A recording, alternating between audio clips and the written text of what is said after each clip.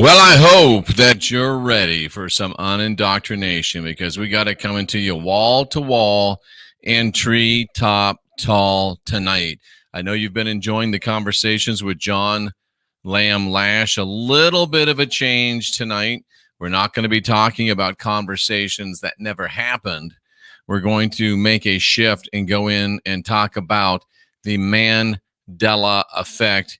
It's going to be very interesting. It's going to be very powerful. And then, of course, we will have your calls as well. And, you know, I just want to make a statement and give you a graphical representation of where we are today in the United States of America. And I think throughout other places within the world, too. Most of you are, at least kind of know my wife, know how sweet she is, know how kind she is, know how loving she is. And I went and got the mail today. Because we live in a gated community and the mail doesn't come to the houses. You go down to the main place and get it. And we have our firearms, so we're protected in that way. But we also, I get these and I pulled these out of the mail today. And you're like, what the heck is this? Well, this is the sheath for these two really big his and hers. Well, let me just instead of telling you, why don't I just show you? This is his and hers. Let me get that. I got to get it out of the sheath, ladies and gentlemen. It's his and hers. These. Now that's a knife, ladies and gentlemen. And that baby, I mean, you talk about razor sharp. I'm talking about razor sharp. This is a Walking Dead shit right here. And when my lovely, kind, sweet wife is ordering his and hers these things, she says that they've gone and pissed off the people that just wanted to be left alone. And they have. If you're one of them, you have no idea what you're starting. And you need to know that we have an idea of how to finish. Let's go ahead and stop the insanity right now. How about that? Let's go ahead and stop the insanity right now. How about that? Give us back our divinity. Give us back our sovereignty. Give us back our freedom. And everything will be A-OK. Now, before we go, some of you that are very observational, some of you that are very observe. Anyway, people that notice things. I do too, Tenebris, but this is just an addition. A gherkin knife from Nepal. Is that what that is? Oh, okay, cool. Stephanie, you got to listen. We've got the Glocks, but guess what? We got the Glocks Plus now. Now, some of you that have great powers of observation, some of you are saying, they do go perfectly with black bats. Those of you that are observant will notice that there's something different about my glasses tonight. There's something a little different about my glasses. They're still great computer glasses. They still protect my eyes from the blue light of the computer. But there's something different about these glasses. What could it be? Oh, shit, look at that. On the side of these glasses, it says what? Unindoctrinate. So what I got here is some custom logo, unindoctrinate computer glasses. How about that, baby? So you can go to jeffreydarty.com and you can see the photo of me there in profile. Just click on the thing that says buy now. $20. See, they live. Tom, I knew you would know. Let me show you the ad. Tom, thank you so much. I'm so glad that you said that because my lovely wife is like, well, what does that mean? Nobody's going to know. She wasn't being nasty about it, but she says, what does that mean? Nobody's going to know. And Tom, I am so glad that you made me look good because everybody should know. Not everybody, but at least one body was thinking along the same lines I am. So here's the jeffreydarty.com. And we've got, if you go down here, oh, look, there's the ad we're talking about. And look what it says. We live because it kind of looks like the We Live, right? Instead of the dark, it's light and we can see. So we live, not they live, we live, ladies and gentlemen. We live. Computer blue light glasses, $20 in the USA only, in the USA only, in the USA only, in the USA only. It's the only place I can sell them to you because, I mean, they're not Swanwick, they're not $100 glasses, and the postage would be prohibitive towards getting you a decent deal. So if you're in the United States and you want to get these glasses, they're great for you. If you're not wearing them, you need to. And they say unindoctrinate right on the side. And you can buy now right there, and we'll ship them to you in a nice box. We give you a nice little black bag, and you're going to love them. So there they are, the unindoctrinate We Live computer blue light glasses, just $20. We appreciate you all very, very much. And we also want to remind you before we get started that we are brought to you by the Nanosoma. What are you waiting for? Nanosoma doesn't heal anything in and of itself, but when you put it into your body, this remarkable little particle will optimize your body to heal everything. And especially now with the Fauci ouchie and with the shedding that we're concerned with, now's the time to get yourself some Nanosoma. Do it now, order it. Go to jeffreydaugherty.com, click on the Nanosoma logo and get yourself some Nanosoma. Next Tuesday night, we will have Richard Presser, Dr. Richard Presser from Nanosoma, and we're going to directly address the Fauci ouchie. We're going to directly address the shedding, and we're going to directly address the optimization. Great week next week. Monday night, we've got Alan Albert III, science fiction writer, talking about the Allen paradigm shift and the power of comics. Tuesday night, Richard Presser talking about Nanosoma, the Fauci ouchie, and shedding. Wednesday night, our own Svetlana Marksimova will be here to talk about escaping communism and how to find true spiritual freedom. Thursday night, what do we got Thursday night? I forgot what we got Thursday night, but it's very, very exciting. Thursday night, we've got come on, Jeff, get over there. Thursday night, did you guys like Bill Lee, the Bigfoot guy? He's back. Thursday night, Bill Lee, not from a burner phone in the middle of a forest somewhere. No, he'll be in front of a computer. And we'll actually be able to see him. We'll actually be able to hear him. And he's going to talk to us again about Bigfoot or the Sasquatch people. And then Friday night, we're back here again with John Lamb Lash. Ladies and gentlemen, what a week we have coming up. You don't want to miss it. You don't want to miss it. So, without any further ado, ladies and gentlemen, John was previously engaged. He was not able to be here with us on Friday night. So instead of just canceling the show, what we did is we went ahead and pre-recorded a great interview with John Lamb Lash. And what I'm going to do is play that interview for you right now. And I will be here with you in the chat. And we will be able to take advantage of a great interview with John Lamb Lash. But you just have to pretend that and forget that I'm really here because, look, I'm wearing a different jacket and everything. So what we're going to do is go ahead and get into this. And I'm telling you, folks, you may think you understand the Mandela effect.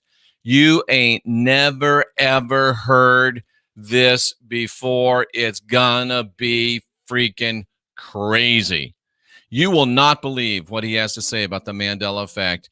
And he is right, and he proves it. And OMG, ladies and gentlemen.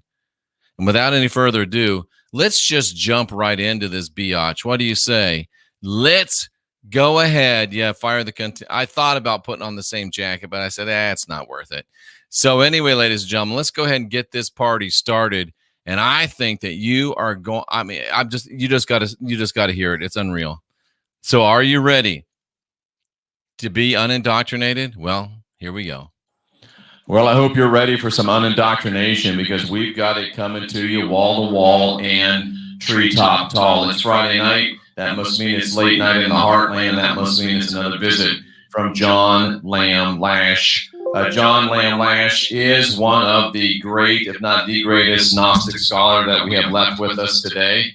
But not many of you people know that he's one of the early and deepest thinkers on the Mandela effect. Now, usually this show's about what I think, and of course that's based on now over 40 years of experience across the spiritual spectrum. But tonight, we want to find out what one of the great thinkers of our time believes concerning this effect. So, John, welcome to the channel. Let's talk about the Mandela effect.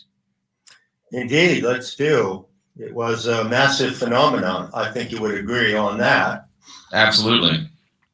And it built in a wave. I actually came into it in 2016, and I developed my talks on it the following year at the time when the wave was peaking. So I rode in on the crest of the wave, you could say. And it was quite an experience for me. So shall I tell you how I got into it? Yeah, please do, because I got into it kicking and screaming. George Norrie actually kind of put me onto it and said, hey, come back and do a show. So I reluctantly looked at it. So and wound up at least writing a book on it. That doesn't mean I knew anything, but I at least learned some things. So John, please share with us what you found, and maybe someday we'll compare and contrast our notes and findings on it together. Well, I believe it would be helpful to listeners to know that starting in 2003, I began to investigate how to communicate with the intelligence of the Earth in a systematic and methodical way.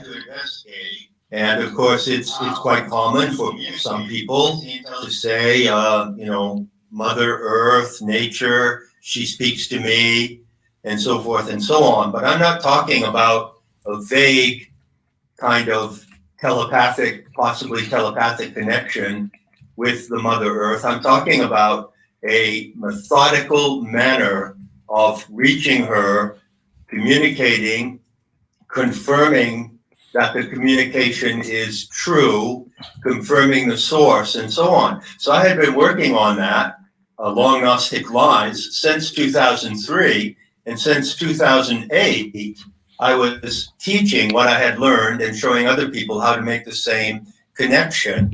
And it was due to that background work that in 2016, when I encountered the Mandela effect, I was able to interpret it because I had a long background of over a dozen years working in this field.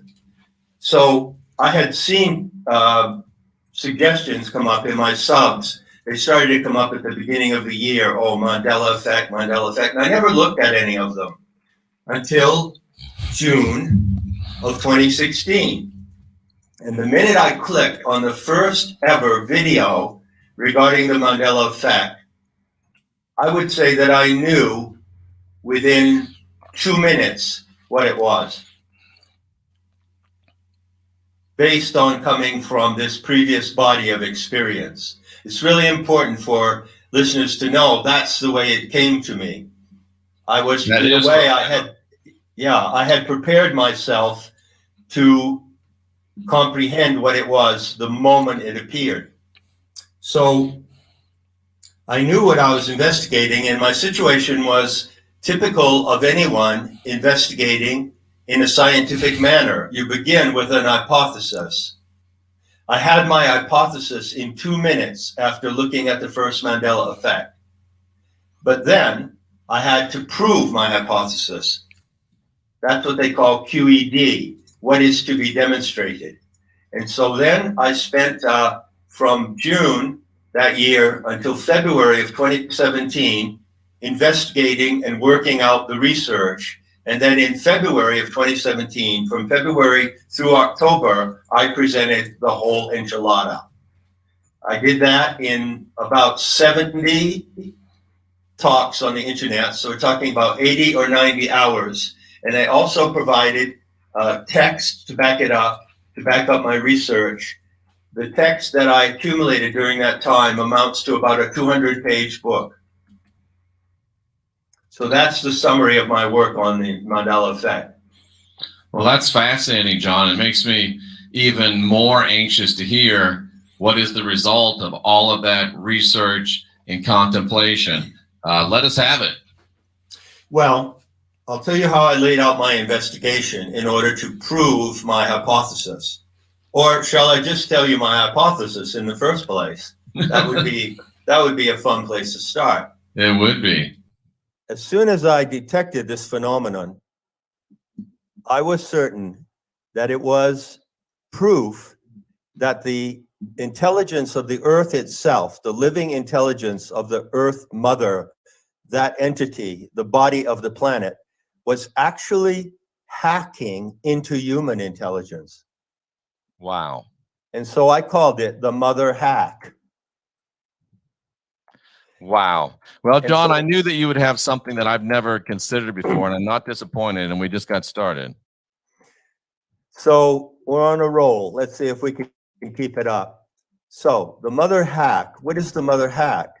Well, I ascertained that the living intelligence of the earth, which is capable of communicating in a specific and provable way to human subjects, was taking a huge leap in communication, and that she was actually hacking into an archonic system, the internet, and she was planting clues and signals in that system for people to notice, to bring wider attention to the fact that they could communicate with her.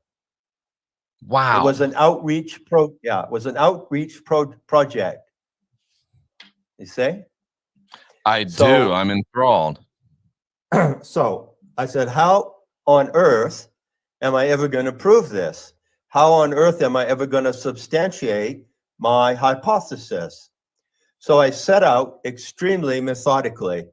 And the first thing I did when I began to talk about it in February of 2017, that's when I created Mandela Effect Decoded, the YouTube channel, was that I said, look, I'm going to do this systematically, scientifically. And here are 4 papers that are explaining my methodology. So one of those papers explained that I was going to take the items of the Mandela effect, or attributed to it, on an item by item basis. I was going to look at each individual one of them. And in total, I think I covered about 85 instances. Wow. Yeah. And I made a point that I was going to set up the investigation with certain parameters and protocols.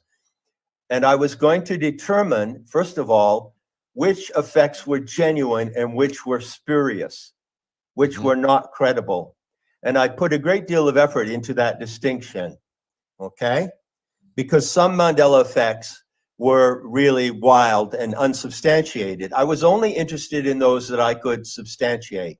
So I set it up that way. Then I established my decoding protocols, I call them. And the primary protocol I just mentioned. How can you tell a genuine effect if this is really a signal coming into the field of the human mind through the internet of a supernatural agency, which I have identified? How can you tell which are the genuine signals coming from that agency and which are merely the result of speculation and confusion? There were a lot of alleged Mandela effects that I found to be not genuine.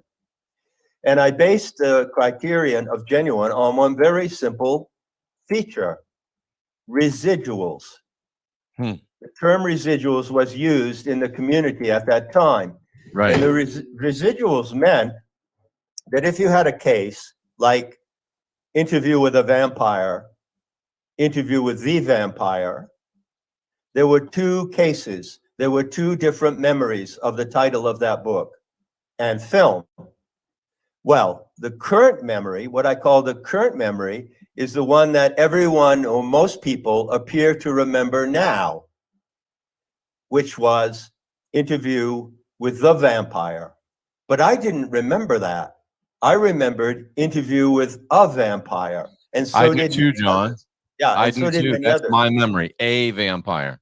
Right. And so we had to go back then and find if there was any solid residual evidence that it had been a vampire and not the vampire. And there was residual evidence. Wow. There was evidence on book covers. There was evidence on Oscar presentations where someone named the film as competing in the Oscars and they said, a vampire. So over and over again, I said, I'm not going to consider any alleged Mandela effects unless there is solid residual evidence of them, okay? Then I explained how I broke down all the Mandela effects that were being discussed at that time into different categories. And here were the categories. Film and TV dialogue, things that people said or didn't say. Movie book titles, like the one we just mentioned, right? Right. A very outstanding Mandela effect. Song lyrics. People were claiming that song lyrics changed. Well, I wanted to see if I could find proof that there was evidence of the previous song lyric compared to what is considered today to be the standard or remembered song lyric, okay? Celebrity names. Was it Sally Field or Sally Fields? Right? Product names of Looney Tunes or Fruit Loops, things like this. How was Looney Tunes spelled? And things like this. Corporation logos. I'll get back to that in a moment. And then there were other cases which I didn't investigate so much because there was an enormous wealth of material at the time. As I said, the phenomenon was peaking when I came on board. So geographical changes, changes in maps, anatomical changes. The heart had moved from the left side of the body to this more to the center. Do you remember that one? I do remember that one. Yeah. Strange animals appearing, sharks appearing that had anatomy that had never been investigated before, certain astronomical events, and last but not least, biblical text. Right. So those were my categories, and I couldn't possibly cover all those categories. So I concentrated on the ones where I was confident of finding residuals, because without a residual, there is no genuine case to investigate. Then I really got hit between the eyes in the first week that I started to investigate, because I saw that there was one category of Mandela effect that was outstanding above all others. And it concerned the change in the emblems of cars. Ah. The emblems, right? Yes. So you have on your car an emblem that marks the manufacturer of your car. And it so happened that in the front of all the incidents of the Mandela effect, it appeared that there were two outstanding cases. People were saying, look at the Volkswagen emblem. I don't remember it being that way. I don't remember it having a gap between the V above and the double V below. That was my memory. I don't remember it having a gap. But other people only remembered it having a gap, which is the way that you see it today. And then the other one was the Ford logo.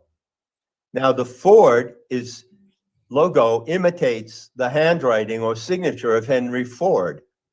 And apparently when he crossed the F, like you cross the T, he just made a stroke across the F. That is the Ford emblem that I remember. But now, everywhere you look in the world, the Ford cross, the little line that crosses the F, has a pigtail in it. It has a little curl in it. It's not just a bar or stroke. So I thought, wait just a minute here. Holy moly. We're not talking about some kind of manipulation of the internet where somebody or some agency hacked into the internet and in a way changed the information, rewrote the data. We're talking about solid steel and iron material emblems. Now, John, are you telling me that you and other people remember that the Ford logo did not have that little curly Q at the end of it? It was just a straight stroke across the F? That's what I remember. Wow. Now that I don't remember. That's fascinating to me. So I thought, wow, this is something, because this implies that whatever bizarre or occult agency might be behind the Mandela effect is capable of inducing changes in iron and steel. And so I went looking for residuals, and I found them.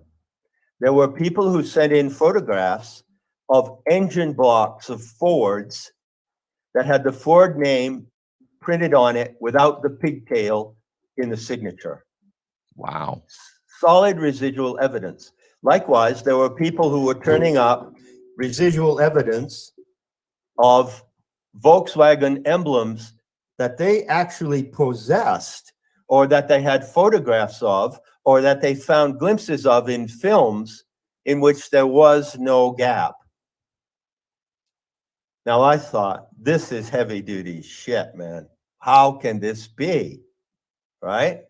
Absolutely. And John, it's interesting. I lived in Germany for 3 years back in the 80s, and I can remember the VW logos that I saw in Germany, no gap. That's right, no gap. But now if you go around car lots and you look at Volkswagens, they all have gaps. Yeah. Wow. What kind of agency could have done that? So I started to look at what I call the Ford VW cluster, and I put it down on a page as if you were putting two pieces of a jigsaw puzzle together. And then I built a cluster of other clues around that central pair. And when I was investigating it, I realized, first of all, I thought, well, wait a minute. If someone is signaling through this effect, they could change the emblems of many different brands of cars. Right. Why would they choose these two? Oh, boy. You see where I'm going? I don't know if you're going where I'm thinking, but is there a reason that maybe those two logos were affected when you have the connection, very strong philosophical, and maybe even a having met connection between the two men that are associated with those logos and the creation of them? Well, as far as I know, they didn't meet, Jeffrey, but they certainly knew of each other, and they one of them had the picture of the other on his wall. He did. One of them was rewarded a Medal of Honor by the other. They were both featured as Man of the Year in Time magazine in the 1930s, and they both shared one very deep common interest. Absolutely. And one very deep common conviction. They shared the conviction that there was an evil cabal operating on this planet through politics, through academia, through all the institutions of society, and they were both intent upon exposing that evil cabal and opposing it. Right? John, you have just caused my spirits to soar just in a few minutes, because if in fact you're right and the mother hack, one of the leading features of the mother hack featured those two guys, I would extrapolate, I know it's your time, but I'm extrapolating that the mother hack must have wanted us to have our attention drawn to the things that these two guys were trying to tell us and warn us about. Exactly. Damn, that's amazing. Please so keep going. I'll try to shut up. Right. One element of the Mandela effect Damn. was a warning. It was a warning us about something. So I started with the Ford VW duo of puzzle pieces, And then I looked at other Mandela effects. And once I had determined that they were genuine and I examined them, I found that they also resonated or correlated to that same warning. Wow. For instance, I noticed. Please do tell. Well, I noticed, first of all, I have to tell you this because this is the most wonderful part. The word logo, L-O-G-O, we know what that means. Yes. But what is the plural of the word logo? Logos. And what is the logos? Logos is the revealed word, knowledge. Right. In Christian theology, logos is that, but in Gnostic theology, logos is the planetary logos. It is, It is isn't the it? mind It's of the the planetary knowledge. Wow.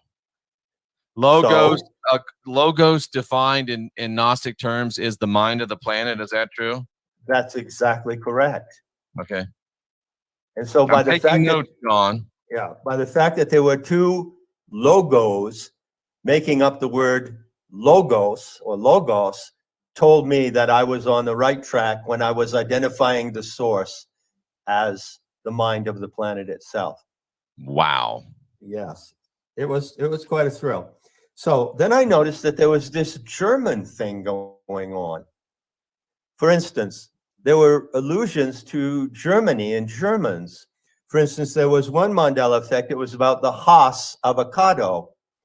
Was it spelled H-A-A-S or H-A-S-S? Yes. Now, I remember it spelled H-A-A-S, and I bought many Haas avocados in the health food store.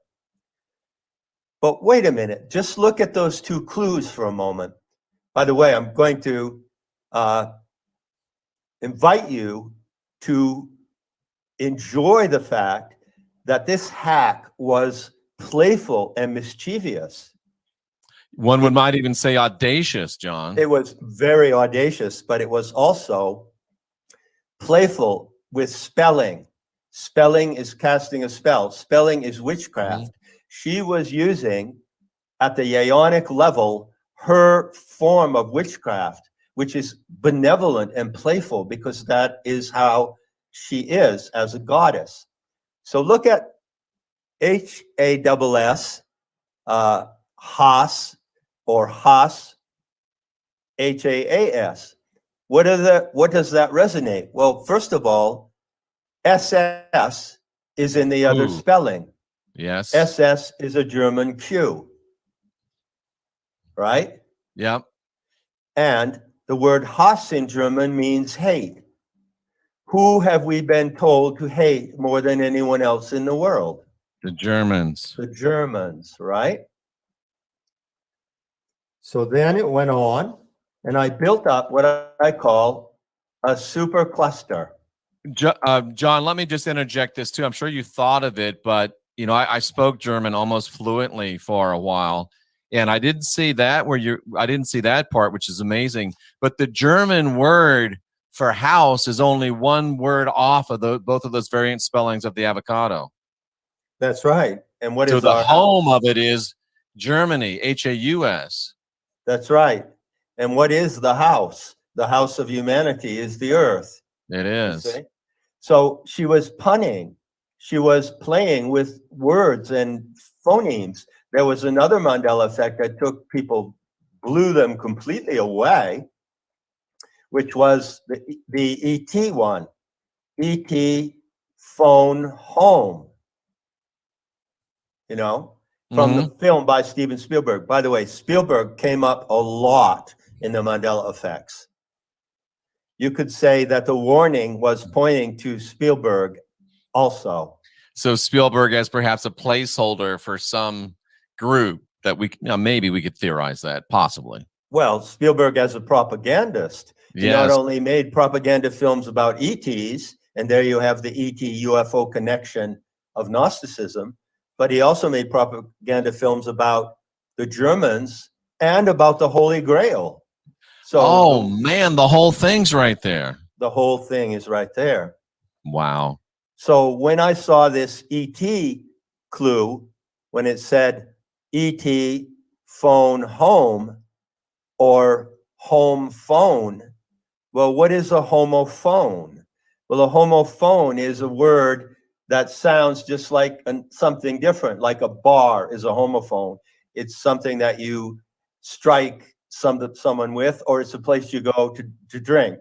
Right. So it cued me that she was playing with homophones, playing with spelling, and you had to be clever and playful in order to get what she was doing in transmitting her message. Okay? Absolutely fascinating. We're talking with John Lamb Lash. We are discussing the Mandela effect. And I already feel embarrassed for the silly little book that I wrote about it. This is so, so deep and in depth. And yet there's a little grain of truth that I did manage to stumble across, I think. And I'm enjoying watching you and listening to you flesh it out. John Lamb Lash, please continue. I'll give you a couple of other stunning examples. I'm only talking now about the first supercluster.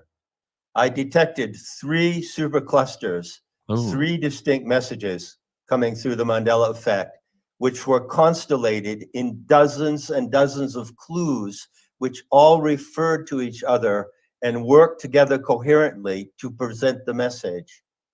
So in the Ford VW supercluster, there was a warning about master race theory and genocide. Where did that come from? Well, there was a reference to the film Thunderball. No, the reference to the film Moonraker. The James Bond. And that had to do with the guy who had the braces. He had the metal braces. And then there was the girl who had the braces. But in some versions of the film, she didn't have the braces. Again, this is a metallic substitution. Ah, it is. This is very, very seriously getting into the recognition of an agency that can spontaneously change matter. Now, who would that be? Who would that be in Gnostic terms? It's obviously the Aeonic Mother herself. You are living in her material body. She changes matter constantly. She can control and manipulate matter. So in that film, Moonraker, if you go and read the plot, it was all about an attempt of an evil villain to implement a eugenics genocidal program upon the earth. That was the plot of Moonraker. It was. Okay. I remember the movie. So there are several clues relating to Moonraker, but here's one that you're really going to love. When I was a kid, I used to watch I Love Lucy. Now that's a reference to the second supercluster, which is the Lucy supercluster. I'll get to that in a moment. This is my big one, John, that you're about to talk about. This is my big one. Okay, Lucy Lucifer, all that jazz.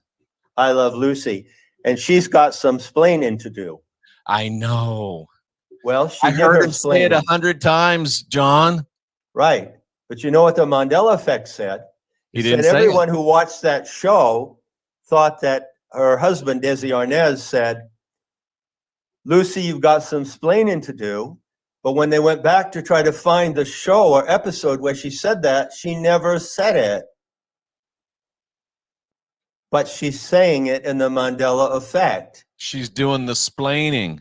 She's doing the splaining. That's right. And you know what came to my mind just a minute? I think this was early 80s. Maybe it's too early, but you remember the Madonna song, We're Living in a Material World and I'm a Material Girl? Yes. Just an interesting little throw in there. Madonna, as far as I know, didn't come into the Mandela effect, but there are many clues that I missed. I only managed to cover about 85 of the specific instances I'm giving you now, but get this one. Hold on to your seat. I watched the show, and the star of the show was Lucille Ball. Right. Gnostics today, in the living gnosis today, you encountered the teaching that says that the earth is a luminous body and it emanates something called the organic light. And this is provable and testable. This is not New Age make-believe. So If the Earth is a radiant body, then it is a Lucille ball. Oh, my. But it gets better. What was her last name? Now, here I'm going to test you on your memory. What was her last name? What was her husband's name? Desi? Ricardo, right? No, Desi. Oh, Desi Arnaz. No, that's a Mandela effect. If you now look, it's Desi Arnaz. No. Yes, it is. Wow. So you have two effects. The one I remember, Desi Arnaz, and the one that you find today, if you go back and you look at clips, it says Desi Arnaz. It was never Desi Arnaz. Are you kidding me? No, it wasn't. This is so screaming in your face. But decode it. What is it screaming? Well, look at the name Arnaz, which is typical of Spanish. Yep. And he was Cuban, right? Mm-hmm. Martinez, Rodriguez, it makes sense on the basis of evidence that his name would have been Arnaz. Okay? But look at the second part of the name, Nez. She plays tropes in different languages. What is Nez? Well, it's the French word for nose. Oh. Right? I'm going to take your word for that one because I don't know, but I know that you wouldn't steer me wrong on that. N-E-Z, a pince nez is the glasses that pinch on your nose. That's amazing. Okay? Also, it's nose, and there's another play on words, nose versus nose. Well, nose or Nez, hold on, Nez versus Naz. Yes, indeed. Wow. She's saying it's Nez, and we're not talking about the Gnostic nose here.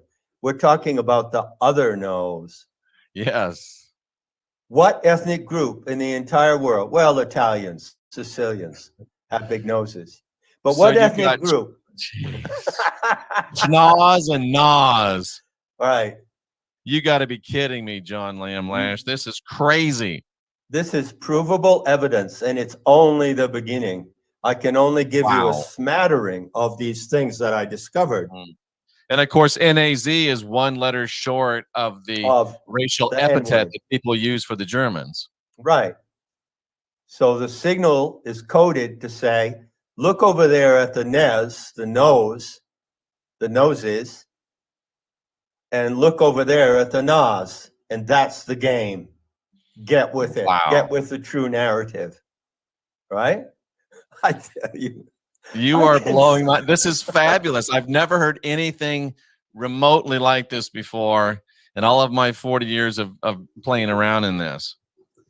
Okay, I'm going to very quickly jump from there. I could talk, obviously, for another hour and a half about the first supercluster. Let me go to the second supercluster. In the second supercluster, the supernatural agency behind this phenomenon brought the world's attention to herself. Lucy. The true Lucifer is Sophia. She is the light. She is the living light of the earth. Did you know that and so that goes to Peanuts.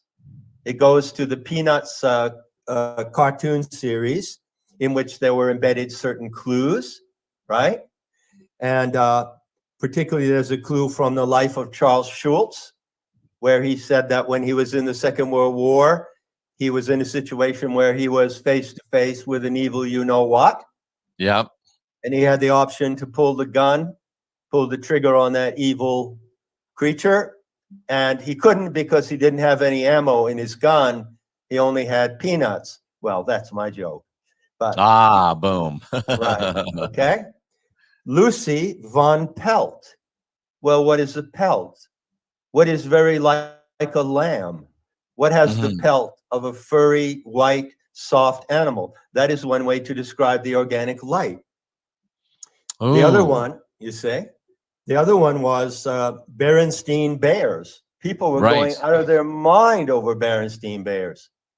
So when I investigated Berenstein Bears, I found out that there was a phenomenon of science discovered by a man called Harris Bernstein, which was called Amber Mutation. Well, to those of us in the Gnostic community, we already know about the Amber Mutation. In other words, the signals brought up some things that were only known to people in the living gnosis today and people who have read the Nag Hammadi. There were direct references to the Nag Hammadi in the clues. So amber stain refers to the behavior of the radiant white light of the earth. When she detects the presence of those who recognize her, she flushes into an amber color. I did not know that, John. Well, very few people do, but it is a fact, and it has been proven and can be experimentally reproduced. So, John, let me just make sure I'm understanding. The organic light, which is typically opalescent, translucent, when she recognizes you recognizing her, she tends to blush and it turns a little amber? That's exactly true. Damn, that's amazing. Amber stain. Berenstein Bears. The Berenstein is the amber of her stain. So the second group, which I call the Lucy supercluster, which contains mirror, mirror on the wall. Oh. Here we go. Who's the fairest of them all? Well, the answer coming from a living gnosis today is that the organic light is the fairest of them all, because it is the most beautiful thing that any human being can ever behold. Mirror, mirror on the wall, who's the fairest of them all? That was a really big Mandela effect. And I developed that extensively, but let me go to one more referring to the Gnostic expose of the demented father god. The Gnostics came out and they said to the early Christians, your Jehovah, your Yahweh is not really the true creator God. He is a demented alien, right? That was the beginning of the conversation that never happened, right? Right. Well, what about the Star Wars, Star Myth, Sophia, Star Goddess, Star Wars? What about the Star Wars line? Luke, I am not your father. Ooh. That was huge. Star Wars fans were going out of their minds over that. Did he say, I am your father? Or did he say, I am not your father? Well, that's just the fucking argument, isn't it? It is. Is he the Almighty Father God? No, the Gnostics say, he is not your father. Gnostic intel encoded into the Mandela effect. Finally, I will come to the close because we're just at an hour. Can we go a little bit more? No, sure, we're we absolutely can. Yeah, we're about absolutely. We can go as long as you want. Okay. The third supercluster that I investigated, picture it as a jigsaw puzzle. I start with a central piece. The central piece was interview with a vampire, interview with the vampire. Right. And then I built other clues around that because other incidences of the Mandela effect fitted into that clue and made a coherent message. It was a warning about a vampire. Yeah, that's so, I mean, it's just amazing as you go through these things. I get it right before you bring it out, and it's powerful. That's often the way it works when we're talking, Gnostic language. It often works that way. It flashes the mind. It increases the velocity of your NLP and of your synaptic discharges when you talk real Gnostic intel. It does. That's that. So, obviously, this was a big factor because it's another warning. So, who are they warning us about? Okay. Well, that goes back to the name Mandela. Now, I can't explain here at length, but I went to the German dictionary as soon as I saw the name Mandela, which was connected to Nelson Mandela, right, whose name was given to the phenomenon. And I put in that word in a German dictionary. And I came up with 6 different translations of that word. And every single one of them later appeared in some variation of the Mandela effect. It did not, John. Are you kidding me? No, I am not. I wouldn't kid you about anything this serious. I mean it. For instance, one of the names of Mandel in German was written deeply into this code. It means Amazing. A set of 16 things, a set of 16 things. Oh, there we go. Well, in planetary tantra and Gnostic teaching today, there are 16 frequencies emanating from the mind of the mother planet. 16 and 16 only. So I thought, here is something that I am interpreting as a signal coming from the mind of the planet. And in the signal, she confirms that that is so by giving me the clue of a set of 16. Okay? And John, is not a Gnostic cell composed of 16 individuals as well? That is correct, sir. Oh. Now, another expression for the word, another use for the word Mandel in German is that it means a sheaf, like a sheaf of grain. If you get some grain and you cut it and you tie it together, that's a sheaf. That's a Mandel. Mm-hmm. Well, anyone who knows my work, and you'll find this in Not in His Image, there's a chapter in Not in His Image called A Sheaf of Cut Wheat. Yep. What is the sheaf? It's on the pediment of Eleusis. It's the symbol of the source of the entheogenic psychoactive potion that they drank, based on the fermentation of rye. And so, again, pointing directly to the Gnostic mysteries. Some of the clues pointed to the Gnostic mysteries, and by extension, that points directly to her because she is the central figure of the Gnostic mysteries. Third example, I can't go through all 6 of them. Mandel in German also refers to that organ in the body called the amygdala. Mm. The amygdala, shaped like an almond. Okay, by the way, the almond is the yoni, or the universal symbol of the sexual organs of the Divine Mother. So almond, again, the signal points to its source. This is what you find in the supercluster, the Lucy supercluster. She's got some splaining to do, and she's splaining to you as you read the signal. How beautiful is that? I mean, how could you think of anything more playful and extravagant than reaching to us in that way and using a vulgar popular medium like pop songs and movie titles? Can I suggest something that just hit my mind? Sure. You're talking about rock music. You're talking about musical. But when you said Mandel, I immediately went to George Friedrich Handel, who wrote Messiah. There you go. That could be a possible lead. Wow. I don't know if any clues came up, but clues came up in pop music. I inquired of myself during this phenomenon. You could say, if you want to stretch it, that I inquired of her in a way. Right. Why are you using all this pop culture of America?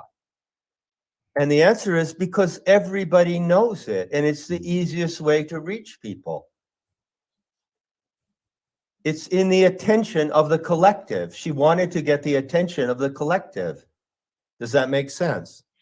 It does make sense. And, it just shows us that it's okay, and it's even advisable if a goddess, an aeon, will do it. It's okay for us to be pragmatic as well and using things that will garner the attention of individuals towards a very important message.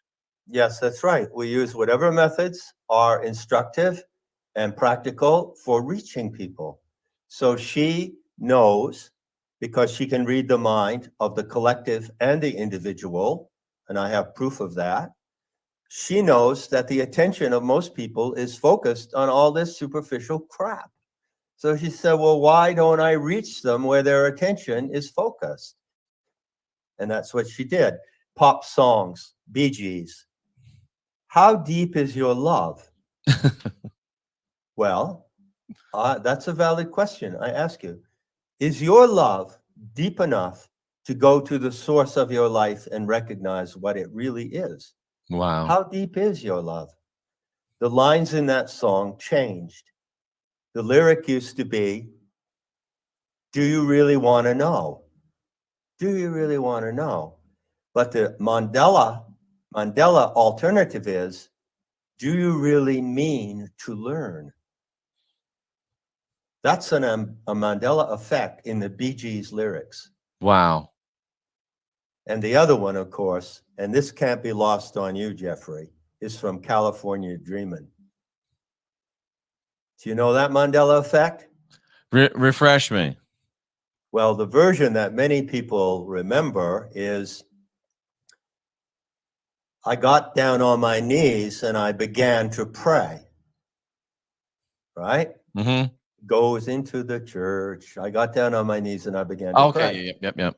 But what came up was residual evidence in live performances and recordings of that song where the lyrics are, I got down on my knees and I pretend to pray.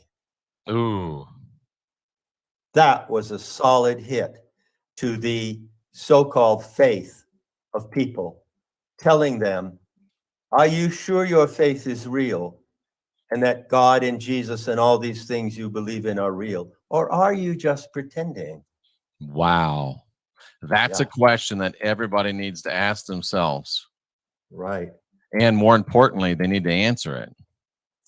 Right. So returning to the Dracula supercluster and Mendel, there was another clue to the name Mendel.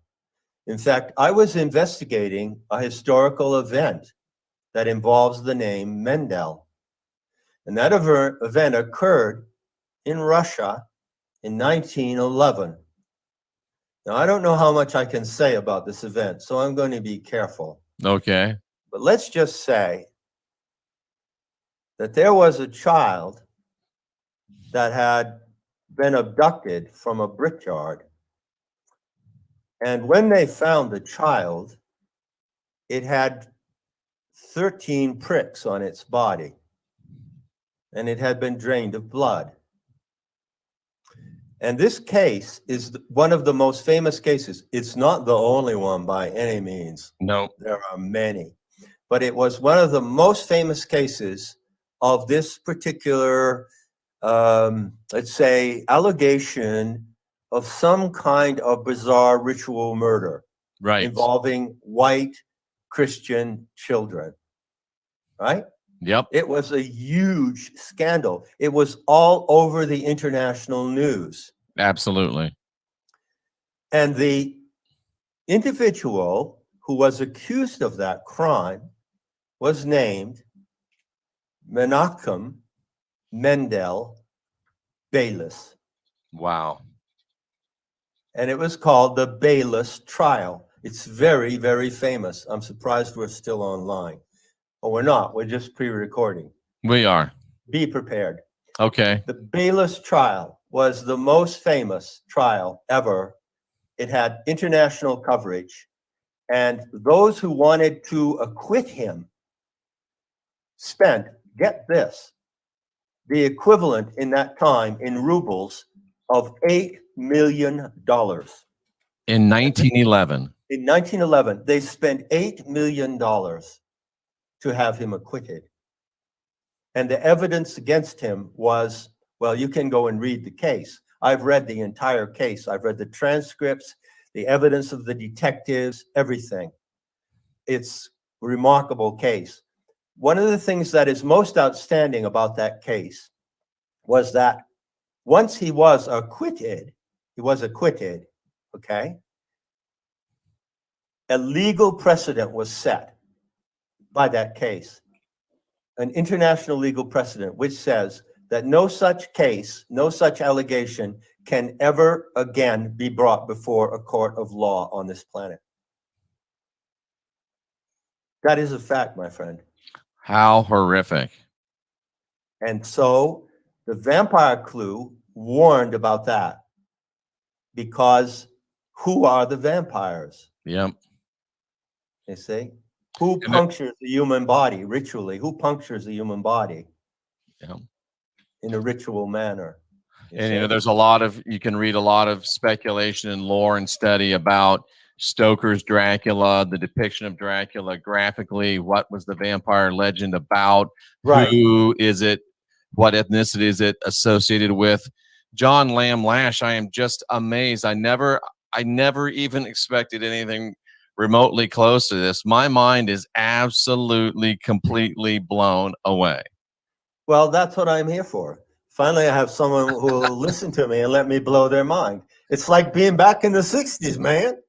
Dude, this is one of the most incredible things I've ever heard. And it makes so much sense. I'm just sitting here, we won't get into my silly beliefs about it, but it just shows you from where, even when you can take the boy out of the church, but it's hard to get the church out of the boy. You look at something like the Mandela effect, you're like, oh, it comes from the bad guy. And you say, well, wait a second. Maybe it comes from the good girl. Maybe it comes from the Divine Mother. Yeah. Who is here with us and who can read our minds. She created our minds. You don't think she can read our minds? Wow. I know how she can read our minds. I know the specifics of how she does it, how she gets into our NLP syntax. I've studied this with other people. I'm not some lone wacko out there on the horizon making these claims. I can substantiate everything I say about Gnostic intel and our intimate bond with the mother planet. I can do that. And it's my pleasure to do that. It's absolutely fabulous, John. Is there anything else that you'd like to leave with us to kind of tie this together as next week we get back into our conversation that never happened? Yes, indeed. I think it would be good to inform the readers that before we did this, we came to the knowledge that we had different views about the Mandela effect. And I said, well, let's not debate them on this talk, because that would go into long conversations and it wouldn't give me the chance to present my case. So you graciously have allowed me to present my case, but we can talk about it again and we can do more of a back and forth. And when we do that, let's go to scripture, okay? Let's do it. Let's do it. For instance, I'm sure you know, what was the most outrageous, and this is outrageous stuff because she's outrageous. What was the most outrageous alleged change in scripture that showed up? And there were many. It has to be the replacement of the lion with the lamb to the wolf with the lamb. There you go. Now, that's another German cue. Oh, it is, isn't it? Because what did they call the German chancellor? That's the right. wolf.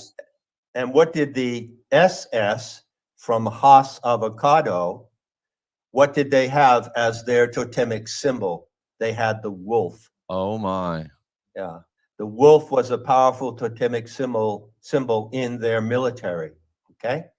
So if you go look at the Hebrew interlinear today, I don't have a Hebrew Bible, but I looked on the internet on several.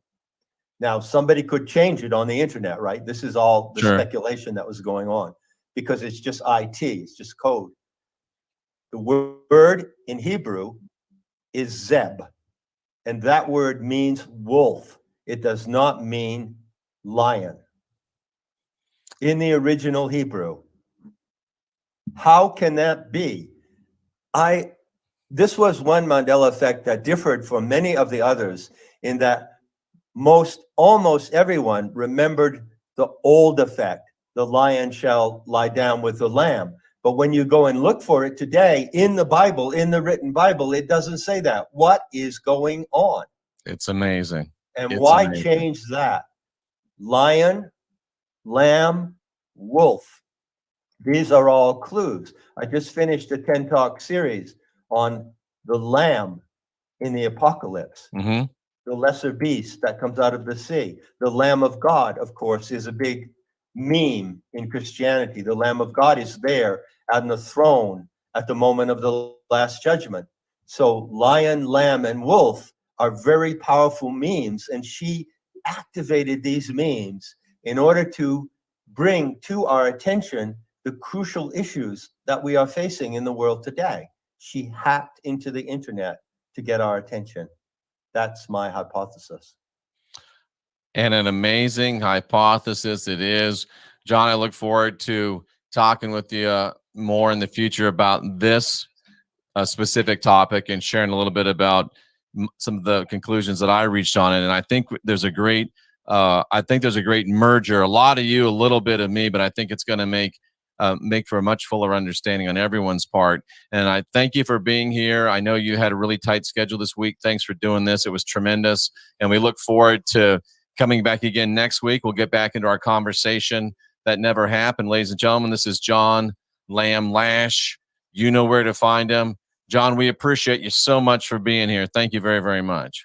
Appreciate you too, my friend. See you around. All right, and we'll talk to you later. Take care. Okay, ciao. All right, ladies and gentlemen, we're going to go ahead and take a break, and we'll be right back after this word from our sponsors with your phone calls for the rest of the program. I'm Jeffrey Daugherty. It's Late Night in the Heartland, and we'll see you right after this.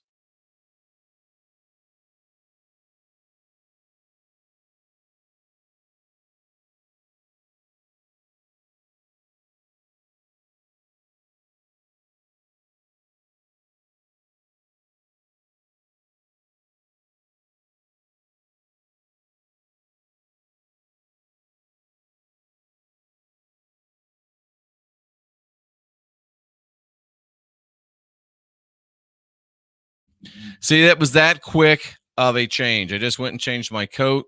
It was that quick of a break, and we're right back. I told you guys. Did I not tell you that this would absolutely blow your freaking mind? Did I not tell you it was going to absolutely blow your minds? And have I not absolutely blown your minds? Has not John Lash Lamb absolutely blown your minds? And Joel, I'm not saying anything to you, but I am just saying, can you send me receipts that the NWT has Lion still? Can you send me receipts? Because I just don't think, I find it hard to believe that. I really do. I find it hard to believe that. So, ladies and gentlemen, how amazing was that? Wow. We will together have a talk about my conclusions on Mandela effect. And mine are mainly silly compared to John's, but there's a couple of things that really play in together and really come in together, and it's going to be amazing. Tortured Soldier says it blew his Nez. Jason says, wow, absolutely. Mile totally resonates. I was wondering for a while these messages were from our real home. Amazing, amazing stuff. And I'm telling you, I've never heard anything like it. And this guy's amazing. And he has inspired me to get back to the grindstone, my nose to the grindstone, and go back to work because, wow, just incredible stuff. So that's one of the reasons why we're going to be on terrestrial radio in all of the state of Utah. We're also going to be on terrestrial radio now here in Kansas City, in the state of Georgia, and in Knoxville, Tennessee. So we're going to be reaching out with this message to many, many more people. And we are trying, we'd like to have subscribers. That's fun. That's nice. But what we really want to do is get this message out to more people because the time is drawing close. I'm not sure what Jennifer says she wants my opinion on. Jennifer, what do you want my opinion on? No, that dress does not make your butt look fat. It doesn't. I promise you. So why don't we go ahead and open the phone lines and let's take some calls. It's my favorite time of the show. We just ask you to be interesting. We ask you to be polite. And we ask you to get to the damn point and not him and Haw around. And if you can help it, don't ask me how I'm doing, because you already know I'm doing fantastic. Don't waste your time asking that on the call. So, ladies and gentlemen, the phone lines are open, 913-279-0831, 913-279-0831, and we look forward to hearing from you. And we do not like, and we do not typically honor questions in the chat room. Oh, that's terrible. That's horrible. No, Jennifer. I don't think they are now. After listening to John Lamb Lash, I think he's hit it dead on. We're so programmed because most of us were raised within a Judeo-Christian. Most of us are still under Stockholm Syndrome from the fear and guilt, blood magic, trauma-based mind control matrix that is Judeo-Christianity. So we always think that when things happen, oh, it's got to be the devil. No, it was the opposite, Jennifer. This is from the goddess Sophia, Mother Earth herself, and she's telling us, folks, she's telling us, I know it looks bad. She's telling us, I know you guys are hurting right now. I know you guys are worried right now, but I am with you, and I am going to empower you. I am your foundation, literally and spiritually, and you have what you need to win this victory. Of course, John compared it to a horse race and said we'll win by a gnosis. I am more inspired and more optimistic than ever before that we are going to win this battle. Mile, I agree with you. Every little thing's going to be all right, ladies and gentlemen. Lisa loves it. So do I. The phone lines are open. 913-279-0831. 913-279-0831. I also needed to thank WC Trust for a nice $25 donation. We really appreciate that very, very much. I appreciate all of you that take the time to and give of your sustenance. We appreciate it. And let me go ahead and get the phone set up. I'm just was so excited, was talking, didn't get things set up the way they need to be, but we're going to do it right here, right now. Turn that up right there. Okay, boom, bada binga, bada bang. I think we got it. Late Night in the Heartland, you're live with Jeffrey Daugherty. It's Catherine. Catherine, where the hell you been, girl? I don't know. I'm a little salty. You haven't written me back, so. Oh, I didn't write you back? No. Oh, dude, sorry. I thought I did write you back. In my head, I wrote you back, but I must not have pressed send. Well, I think we're coming to a time where that might actually be the next email, What might be the next email? Telepathic communication. Ooh, how about that? Mm-hmm. How about that? Before you get into your subject, what did you think about John Lamb Lash and the Mandela effect? Well, I was actually calling about that. And what do you think about these sexy damn glasses right here? Isn't that hot? Well, I'll tell you, they're great, and I'd order them if I could wear them over my glasses. Oh, that's funny. All righty. Yeah. So hit me with your question. So JLL, I guess I'll give my perspective. I found him when he was creating that series. Oh, did you? Because I was freshly affected. And he woke me up to so much. Wow. It was amazing. And then when I found you verified it. So that's why I wanted you guys to get together. Oh, thank you. It's been amazing. Yeah. And It's just getting started, Catherine. I really have that belief. Mm-hmm. You guys could possibly, save the whole planet. Well, that's the plan. That's what we're here mm-hmm. for. Yep. So she talks to all of us. I just want to let everyone out there know that if you are experiencing the Mandela effect, she's speaking to you directly, and that the Gnostics were special because they had direct experiences. They didn't get this info out of some book. So well stated, Catherine. Yeah, Gnosticism is experiential and individually experiential. Right. So Here's what I think is going on, because everything indicates that going within creates our reality. And what I think it does is, what you hold, or what you hold is true, or where you turn your attention is where you land on the great multiverse, the many parallels of options. And the Mandela effect shows us that these timelines are coming together too. And people in the community, like myself, we are traveling from place to place. I mean, there's physical changes. It's not just the internet for people like me, at least. So let me stop you. What do you mean by that? Number one, what do you mean by people that are you said people that are in the something like me, and then you said you're actually physically traveling? Yeah, well, okay, so it's not physical, it's consciousness travel, right? Okay.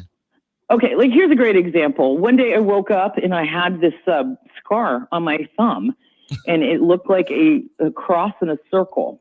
Oh, shit. And it was old. It was an old scar. And I was like, oh my gosh, what the world? Whoa. So then it was there for like a week and a half, and it disappeared one day. Oh, well, I had taken a photo of it, and I still have this photo, which is weird. But you don't have the scar anymore. It's gone, yeah. So the scar, I think, was a hot screw had touched it. I thought maybe I got marked by some group or something. It really freaked me out. I didn't know what to do. But the photo I have is blurring where the scar is. Everything else is clear. So it's like, whoa. Yeah, I don't even know. It's very quantum. It's very strange, and but also fascinating, because what a journey we're all on. It's amazing. I mean, it's amazing. Do you think that any of us will physically move from one location to another without moving from one location to another? What do you mean? Like, I mean, like you wake up and you're in Seattle instead of Ohio. I don't think it works like that. Like there's like a nexus point thing. So if you ever watch Geordie Rose, who does the D-Wave computers that are quantum, he talks about there's nexus points, right? Where things line up, and then they veer off from that. And that's how those computers talk, through the nexus points. That's and also I've received a couple of emails from people that are like, dude, my husband is not my husband. My wife is not my wife. Yeah, crazy. Because you're in a new timeline. I mean, there's this thing happens to me constantly. Okay, so you're not changing location, you're just changing timeline. Huh? You're not changing location, you're just changing timeline.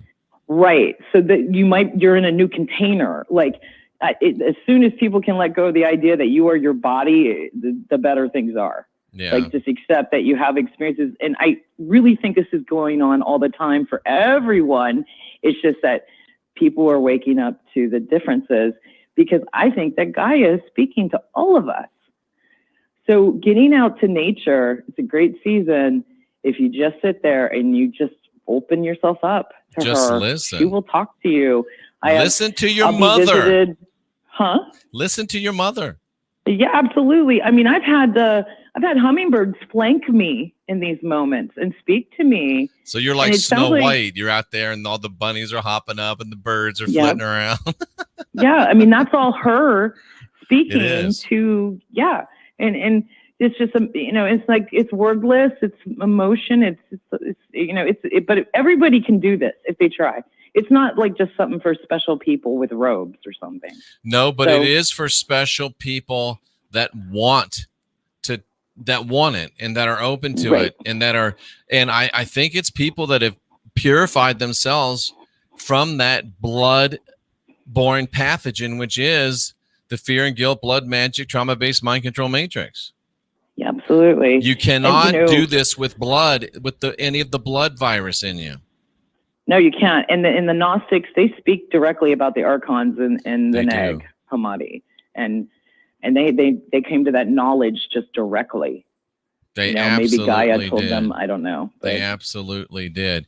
It's amazing. And Catherine, I'm looking so forward to, one of the reasons that we're going on to terrestrial radio is, number one, they made me an insanely great deal because another broadcaster backed out on them. But it's going to create the state of Utah is the first, and Vegas are the first places we're going, and that'll allow us to build up, a sizable audience in those places, and we can actually go to Utah and have a meeting where we can actually meet each other face to face and dance naked around a fire in the forest and stuff like that. Exactly. Let's do it. Let's do it. Hey, I wanted to, did you notice that John mentioned vagina and then he just dropped it? I wanted a little follow up on the vagina. I was like, yay, vaginas. How about following up on the vagina, John? He's such a gentleman, though, in a way, but he's a bit naughty too. Never leave a vagina hanging. That's my clue. Right. I'm out. I'll see you later. Take care. Bye. Okay. Thanks for holding. You're live with Jeffrey Daugherty. Oh, hi, Jeff. Let me turn the thing off. A couple of things I want to talk to you about. I wanted to bring up with John tonight that, that movie Lucy? That was a real strange movie. Was that the one with Johansson? Yes. I watched it, but I can't hardly remember the damn thing. I know, but it was a terrible movie. But whenever they come out with Lucy, they always refer to something else usually. Yeah. She had superpowers. And the other thing I wanted to thank you for having Mike King on the other night. He's the best. I got useful. I went and ordered his things. Perfect. I went and ordered all his PDFs and everything to help support him. And I loved what he said about the polar bears because I care about the animals a lot.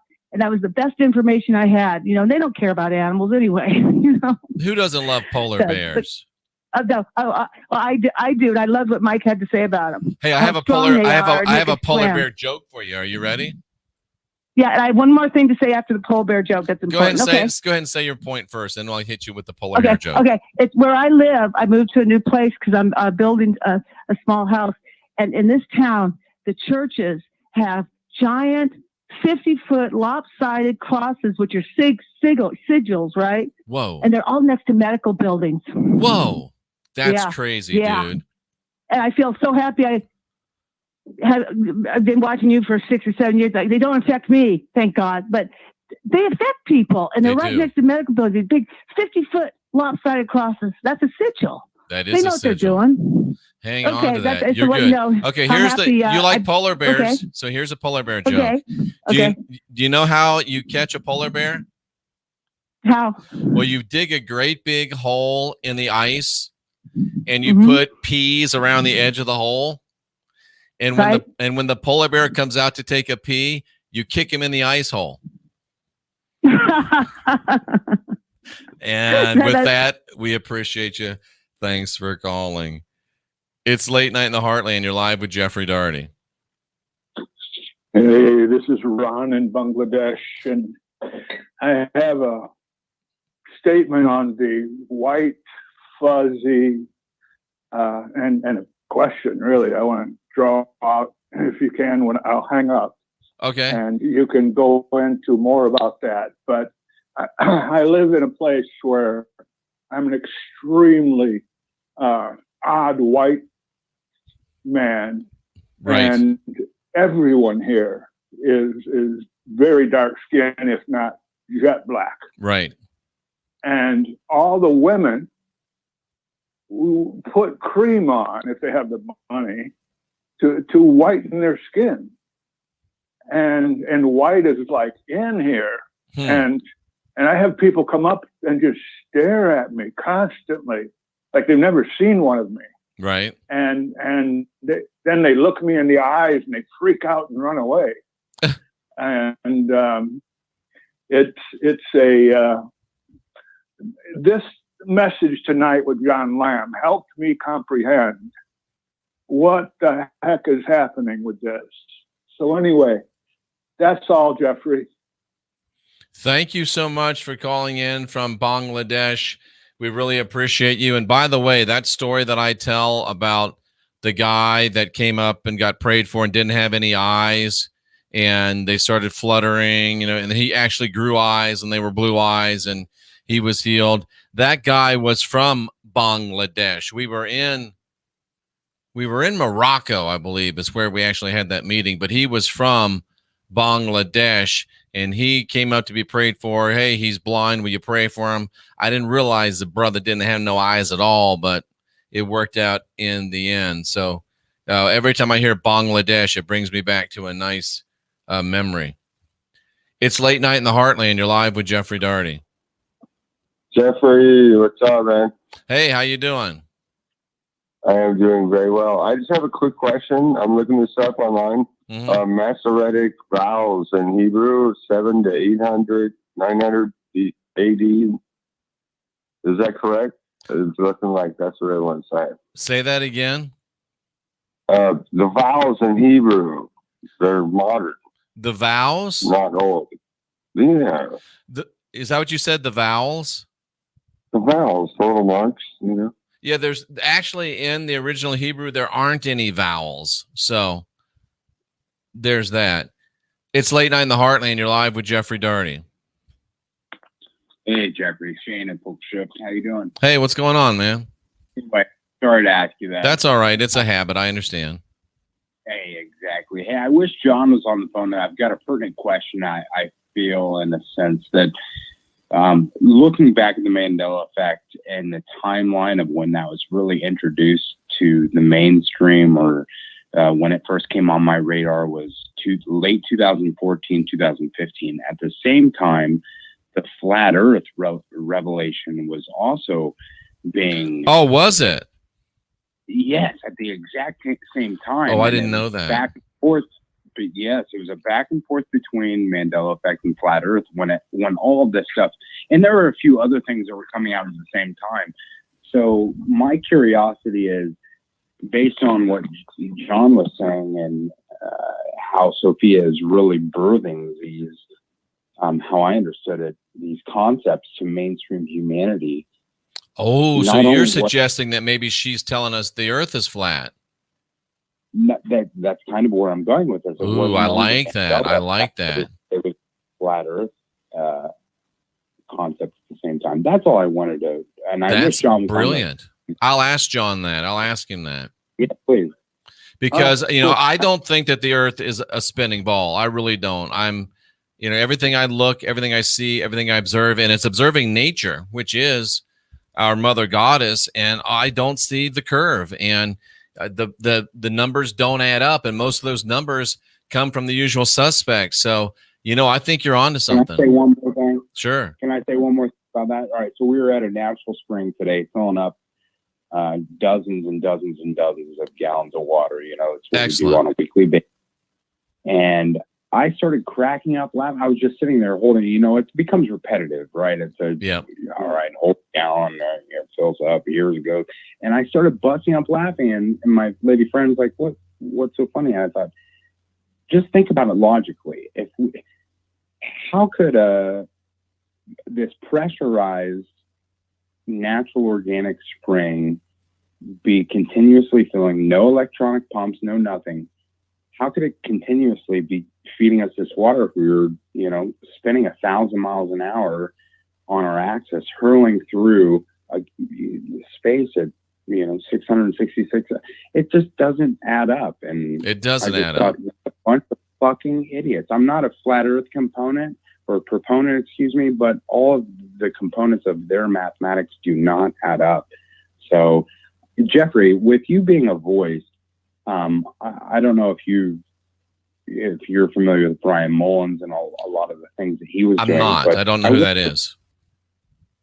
Okay, so you could look up. It was hashtag press the line. Well, let's don't get lost in the weeds on that. Go ahead and finish your point.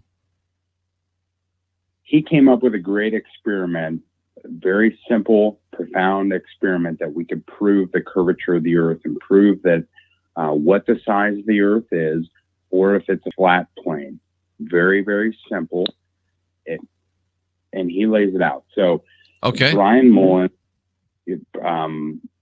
prove the line, press the line, something like that. But when he came out on YouTube and pushed for this, and he was a proponent back in, let's say, 2017, 2018.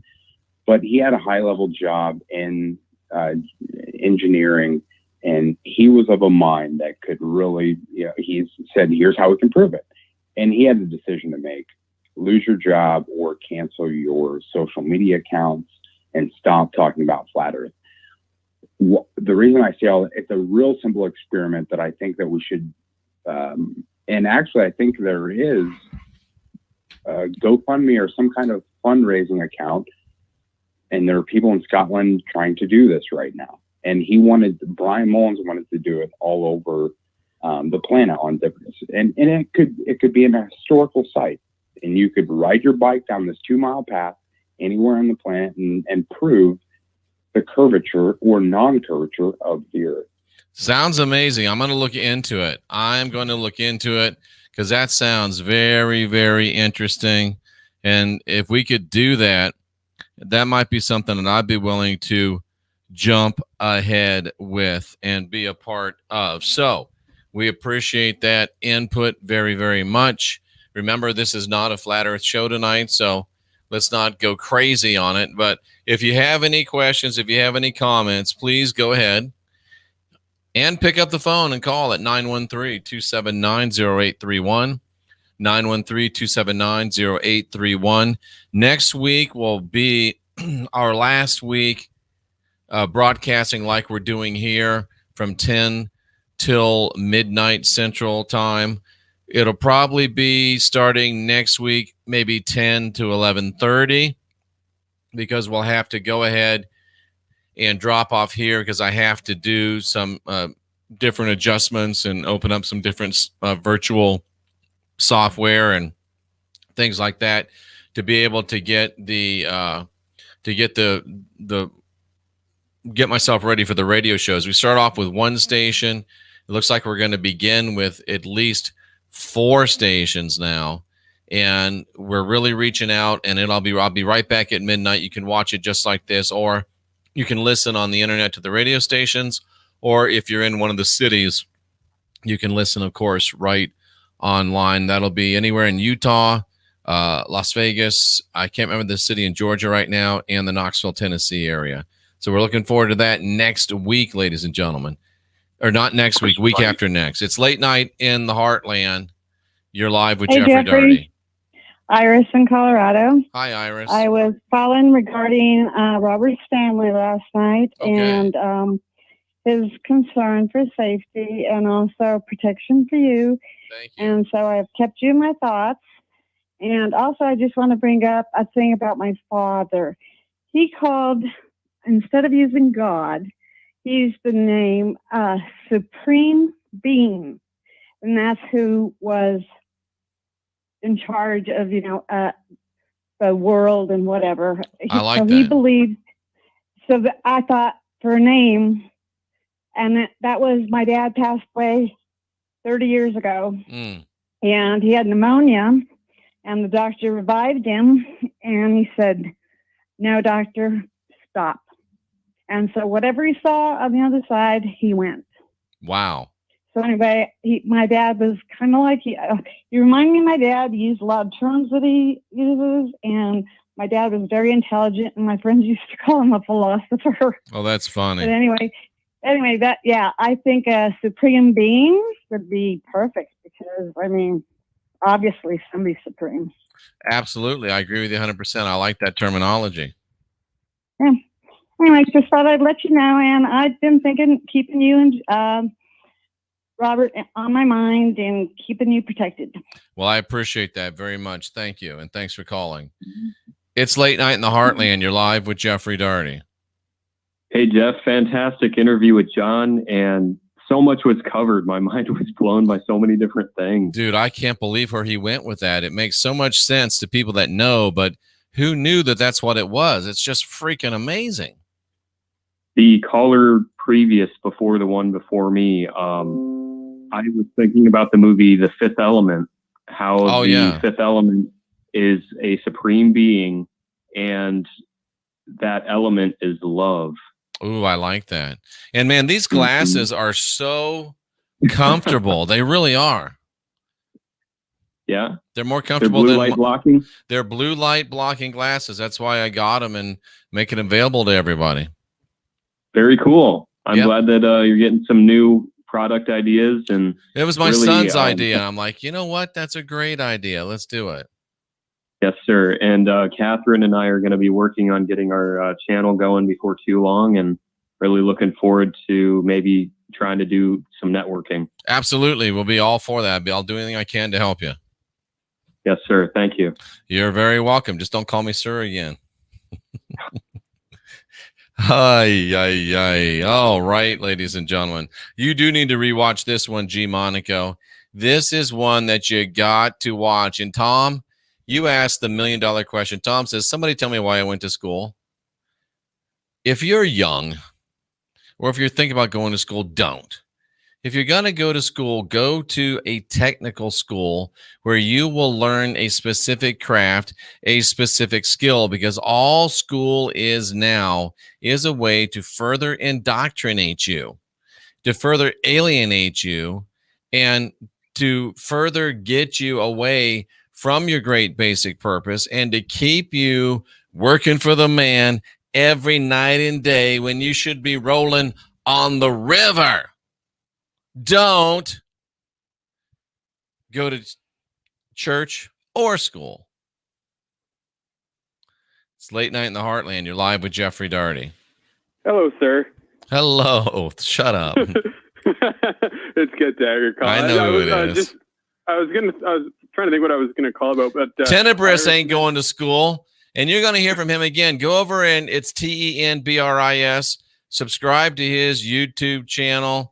I like him. He's not going to church. He's not going to school. That's why he's so cool. Anyway, what's up, Get Dagger? Yeah, I don't go to school either. I don't go to church anymore either. He's a good smart for you. man. Yeah. So what I was just saying, I just wanted to kind of a lot of parallels to my dad. Actually, he's a very smart man and had pneumonia as well. But I mean, when you're smart, you do a lot of dumb things. Like I know there's a lot of things he could be doing that, and he's just very stubborn. I actually talked about to my mom to call his doctor to mention about oxygen therapy because I heard that was really good for you. Oh yeah, I have heard that too. Yeah, so I was like, she's like, well, let's ask the nurse, and I'm like, oh, this guy. So he goes to me, he's like, well, I don't think he really needs it because he doesn't have COPD, and I'm like, yeah, actually he does. And he's like, oh yeah, but he's out of breath in that. He's not out of breath in that. Well, yeah, because he's taking the inhaler. I'm like, Mom, don't listen to this idiot. I said, let's just call the doctor and ask about it. I mean, like, if it's going to make, like, they're going to give him IV, I'm like, I'd rather him get oxygen therapy because not only will it make him, like, give him more energy, but it'll make him feel better than that because he feels like shit. So I'm like, this guy, like I said, wears a mask and a freaking face shield. So, I mean, like, I don't want this guy's opinion. So I didn't say that to my mom, but. Yeah, I want to talk to the doctor directly, but yeah, I thought that was pretty interesting on his mentality, anyways. Absolutely, I agree with you 100%, man. Oh, for sure. And I just want to say that John Lamb Lash is like I have to watch this again because just so much information and just trying to catch everything. It's just you have to listen to it twice because there's just so many nuggets. It was just an awesome show as always. It's beautiful. And remember, Get Dagger, they're just practicing medicine. Let me know when you get that shit down. Yeah, no doubt. No, I'm all about not like I haven't seen a doctor since I got in my accident in 2004. And like I haven't taken any shots, no nothing. I've been doing everything my own way, and I'm pretty much except for obviously my head injury and that. And I'm pretty good. And no shots, no nothing. Not taking any crap, and I hardly take any medicine when I have a headache. I don't take any pills or nothing. So excellent. I don't exactly. I don't recommend anybody take because I know my dad's taking pills like crazy. Don't rely on doctors. Do your own research. Do the natural way, and that's helped me along the way. Like I've been doing that, like I said, since 2004. So. Well, great call as usual, Get Dagger. We appreciate it so much. Kira says she bought the book Not in His Image. What a really, really great book. Kira, I'm warning you. Have some time before you sit down to read it because you can't just put that book down. And it is just so amazing. It's really a powerful, powerful book. And it'll change your life. There's not many books that I've read that are life-changing, but that one's definitely life-changing. And we need to start doing a series on Mein Kampf. I don't know how I can do that without getting thrown off of everything, but Mein Kampf, brilliant book. And if you actually read it, you would say, oh, I get it. So anyway, ladies and gentlemen, there's that. Oh boy. Some people's kids, I tell you, can't take them anywhere. It's late night in the heartland. You're live with Jeffrey Daugherty. Oh, that's cute. That's real cute. Anyway, this book is a pick a page and read. Maybe Zoom meetings, Jeff. I don't know what that means. But yeah, let me know what you mean by that. Number one is the Bible. Dude, are you serious? Number one, the Bible is boring. Oh, come on, Brandon. You can do better than that. You really think the Bible's a good book to read? The Bible is great for starting fires, covering stains on your coffee table, holding open a door. The coffee would be very good for the Bible would be very good for holding up a door. Maybe if you had a table that had one leg that was like really short, or you had a hole in the floor, you could cover up the hole in the floor with the Bible. And maybe if you were sitting on something hard and you didn't want to hurt your ass, you could put the Bible under there to save your ass. Or like Gaia Sophia says, the Bible makes great toilet paper. And I've heard you can roll one hell of a joint with the Bible papers because they're really thin and shit. It's late night in the heartland. You're live with Jeffrey Daugherty. Hi, Jeffrey. This is Gail from Colorado. And Hi, Gail. I'm a first-time caller.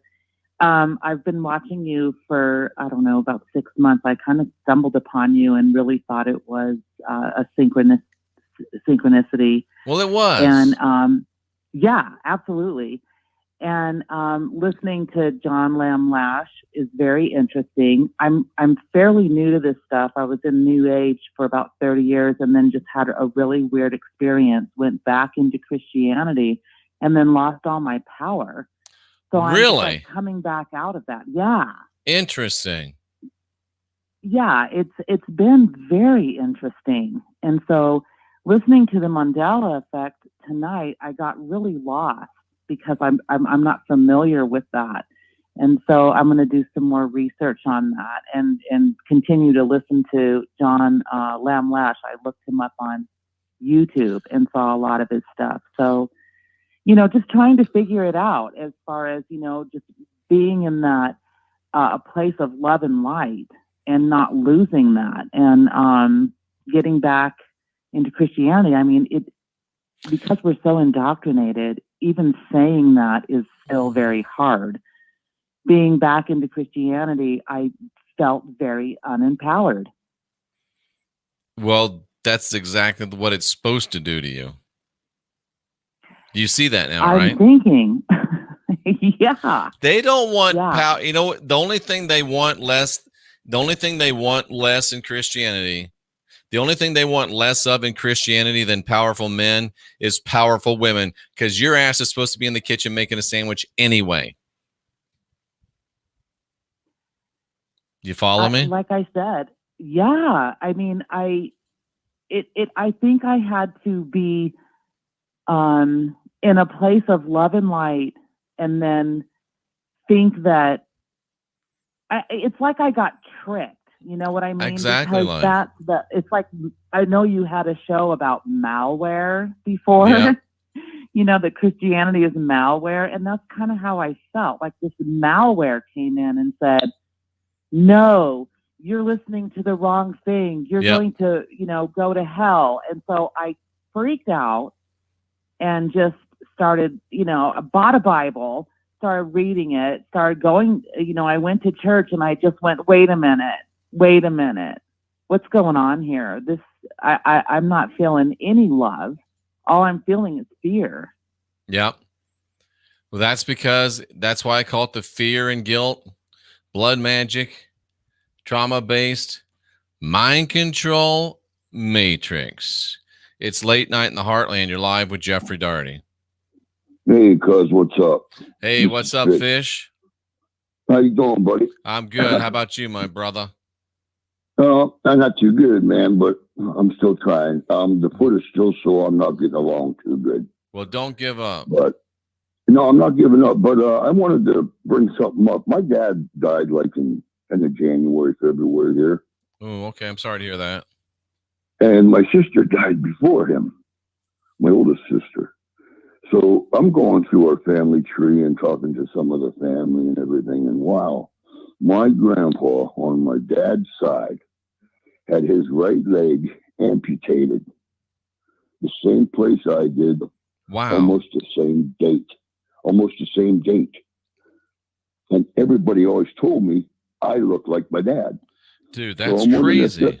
That fell in the system. Was I in the system to lose this all along or what? Dude, that is crazy.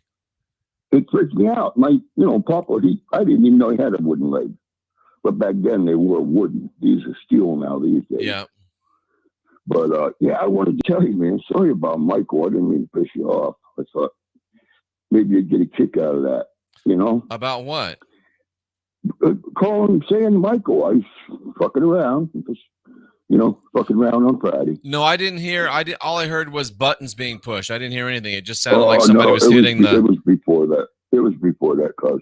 Oh, okay. But I'm sorry. I wanted to let you know that I also found something else out, that when you're fact checked from a certain place, it doesn't necessarily have to be somebody that you don't know, and you'll never guess who my fact checkers are. Oh, interesting. My two sons and my ex-neighbor that was into Jesus, and I kind of wanted to blow him away, So he moved, and here he became a fact checker, and my sons. Interesting. So as soon as I get out of jail, I've been in jail for 120 days almost. Oh, dude. As soon as I get out of jail, I'm becoming a fact checker. Well, hey, man. So, keep it. Got to pull it together somehow. Absolutely. Keep it between the lines, man, and watch your back. It's Late Night in the Heartland. You're live with Jeffrey Dahrt. I didn't know he was in jail. I love answering, getting the phone answered, watch your back. I love it. Well, it's never bad advice. Yeah, well, that's true. Hey, Shane, again, here's a potential show that maybe you could do in this, like the last caller or two callers ago brought up the similarity between his amputation date and that correlating with somebody in his ancestry. Have you come across things like David Wilcox looking like Edgar Casey, and then him going through his lineage and saying, here's my dad, here's Edgar Casey's dad, and they look identical, and then here's my best friend, and here's Edgar Casey's best friend. They look. I'm sorry, but I can't. As soon as you said David Wilcox, Edgar Casey, I threw up in my mouth a little bit. So I mean, no, not only no, but hell no, dude. He's not. He is the chief of shills. He's the chief of dumbasses. You know better than that. It wasn't against you that I hung up. It was just I couldn't stand. If I heard the name David Wilcox one more time, I was going to throw up all over the desk, and I don't want to have to clean it up. So don't fucking mention David Wilcox. What a shillcock. What a piece. Yeah. Anyway, whoo! I feel better. I had to get that off my chest. Aye, ladies and gentlemen. So I can't believe Fish is in jail. How the hell do you get in jail when you had your leg amputated, man? You know how big of a badass you got to be to go to jail with an amputated leg? That's a badass. I'm not worried about Fish for a minute. I think he'll be fine. And I'm glad to know he can listen to me in jail. We need to have a jail outreach. How the hell do you go to jail when you're a badass? If you have amputated leg and you wind up in jail, you're a badass. You are a badass. Guy outed Shillcock. Oh, how about that? That's interesting. Well, it's not that hard to do that. All right. Hopefully this will be a good call. Late Night in the Heartland, you're live with Jeffrey Dahrt. Yeah, Jeffrey, I'm still a badass, but I'll tell you what, I'm not in real jail. I'm in the FB jail. Oh, I thought you meant real jail. No. Oh, Christ, they wouldn't take me to jail. I'd give them a hell of a night. You know what I mean? That's what I thought. I'm like, how'd they get him in jail? He'd be burning that shit down. I got you. I ain't scared of nobody. No. And I've always got people's back. So you're in And Facebook jail. I'm going to tell you one thing I learned today. You better stock up on food because we ain't going to have no food. You know what, Fish? My wife was just telling me before I came on the air that she said there's a lot of reports around the country that a lot of the shelves are not stocked like they used to be. I've been telling you for a year at least, guys, get yourself at least a couple of months of food, water, bullets, bacon, stuff like that put away. Yep. I agree with you. You know what else? Hey, get yourself one of these badass knives right here, baby. You'll love it. I love it. I can't wait to chop somebody's head off with this. I got enough here to start mounting it on board a ship. Me too. You know, I mean, I don't need to worry about that. But I was thinking about something one day, and God, it just slipped my mind. You the man. I mean, was you on another show? Not lately, but I'm going to be on Adam Green here in a couple weeks. Did I see you on a show last night, maybe retaped or something without glasses? You could have. And these are just computer glasses. Is that a knife or is that a knife? That's a knife, baby. They said I could have swore he said it was Jeffrey Doherty. Could have been. And I was like, whoa, it is. It was two guys talking to you. Oh, look at that. That is fucking sweet. Did everybody see what Azra said? You call that a knife? Dude, I love that knife. Isn't that awesome? You should see mine. It's even bigger? Mine's got a fucking 22 soldered to the fucking knife, man. Dude. I can shoot you then stab you. Yeah, exactly. But if it comes to it, if somehow you get through my other defenses, I still got that to bring up. Okay, and that's what you call having my 6, and I want to let everybody know I got your 6. I appreciate it, Fish. I know you do, brother. I know you do. And with that, now that I know that Fish has my 6 and that Azra wants to see it out of the sheath, I am all good, ladies and gentlemen. That's what I call a good night and a strong finish. And we can add to that Kira says, I want one. That's a night, baby. That's the way to do it. That's the way to do it. I appreciate every single one of you. This was a really cool night.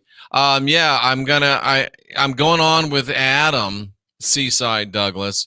And I'm not even going to hide it. I'm really hoping that I can get Christopher Bjerknes on as well at some point, because I'm reading his book now, Beware the New World or something like that. Amazing book. And I don't agree with everything he says, but I would love to get him on. Kira, you need to get you some more ammo. 6 boxes, that ain't enough. That ain't enough. And we want you to be sticking around. Size does matter, apparently, says Tom. That's what I hear. So, hey, anyway, you guys, I appreciate every single one of you. We had a good time tonight. And if you didn't have a good time tonight, it's your fault, because we had all the elements for a good time here. And we are just getting started, ladies and gentlemen. We are just getting started. I love this late night in the Heartland family. I didn't save you, Grammy. I just showed you how to save you. We appreciate you all so much. I'm glad that Fish isn't in real jail, but it was kind of a cool thought. I'm like, damn, he's a badass, but he is still a badass, as he said, ladies and gentlemen. And you're all badasses. If you're here, you're a badass. 100%. It's late night in the Heartland. Thank you for making my day. We'll see you Monday and before then.